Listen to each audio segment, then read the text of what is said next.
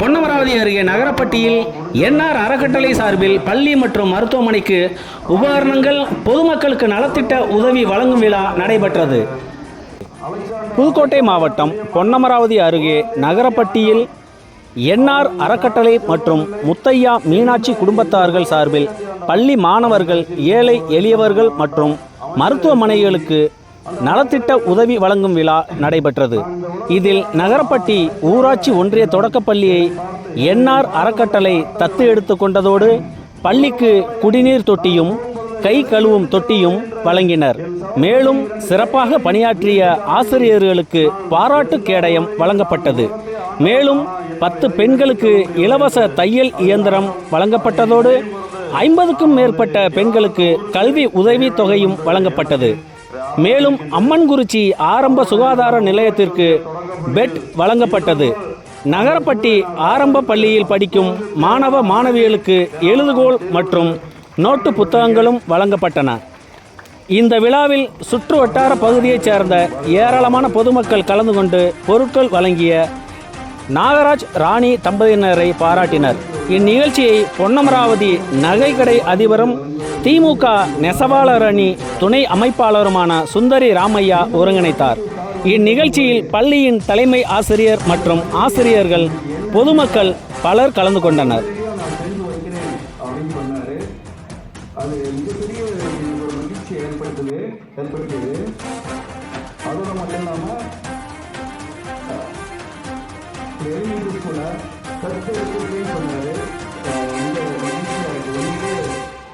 இது போன்ற விஷயங்களை என்னால் பார்க்கும்போது எனக்கு உண்மையிலே மகிழ்ச்சியாக இருக்கு. மாவீரன் அலெக்சாண்டரை பற்றி சொன்னார். மாவீரன் அலெக்சாண்டர் இறக்கும் தருவாயில் தன்னுடைய தளபதியை கூப்பிட்டு 3 கட்டளை விட்டார்.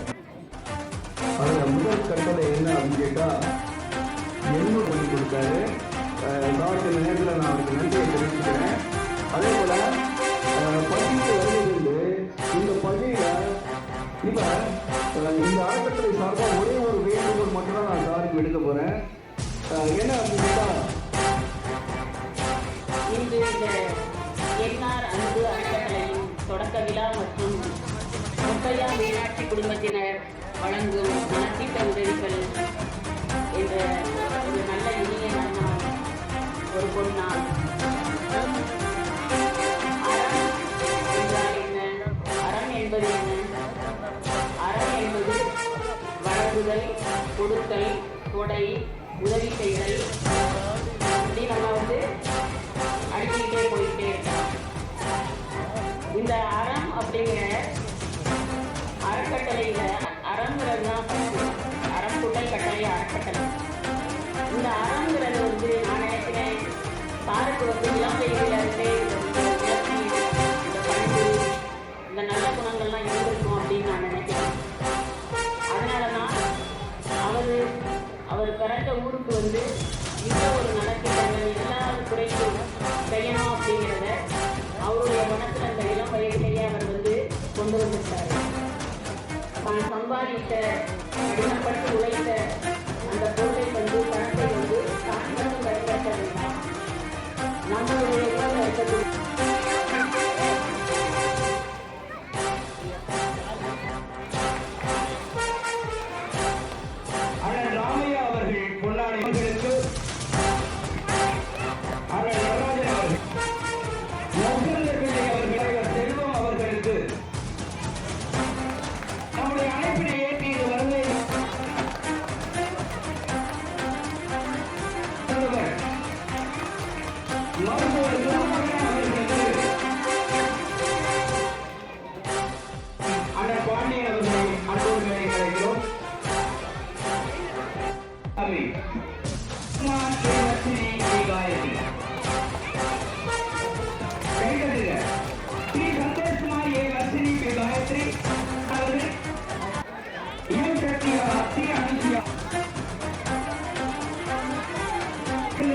சாதனை படைத்துள்ள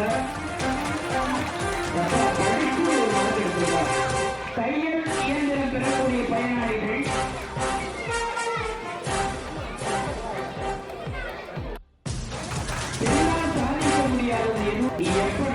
பாரதி அப்புறம் ஆசிரியரை சொல்லிக்கிட்டு போயிருந்தார் என்றார் பாரதி. தையல் என்றால் இந்த உழைப்பு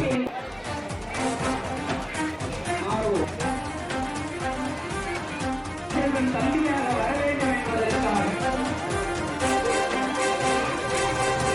வாசியை ஜெயமேனால் 2 மழலை செல்வர்களும் அதிலும் அழகு என்னை தனது கழுத்தில் அணிந்திருப்பது மிக பொருத்தம்.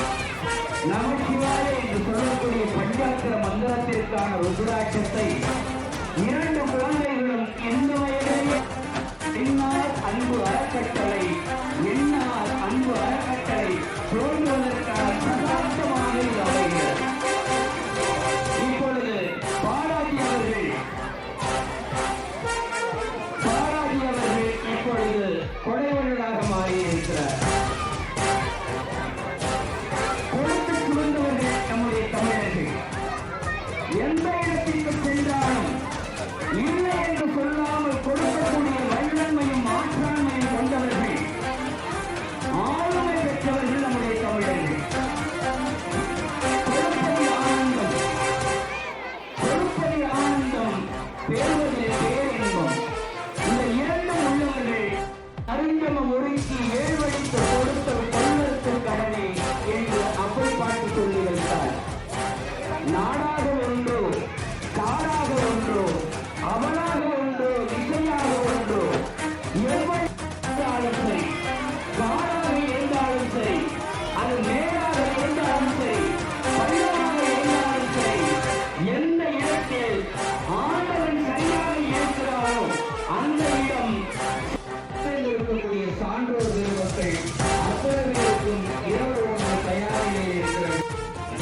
ஏழனாக இருந்தாலும் இங்கே எழுத்து அறிவிப்பவன் ஆசிரியராக இருந்தாலும் எழுதுவதற்கு காரண கருத்தாவாக விளங்கக்கூடிய எழுதுவோர் மற்றும் நோட்டு புத்தகங்களை நம்முடைய நடராஜ ராணி தம்பதியர் வழங்கிக் கொண்டிருக்கக்கூடிய அவர்கள்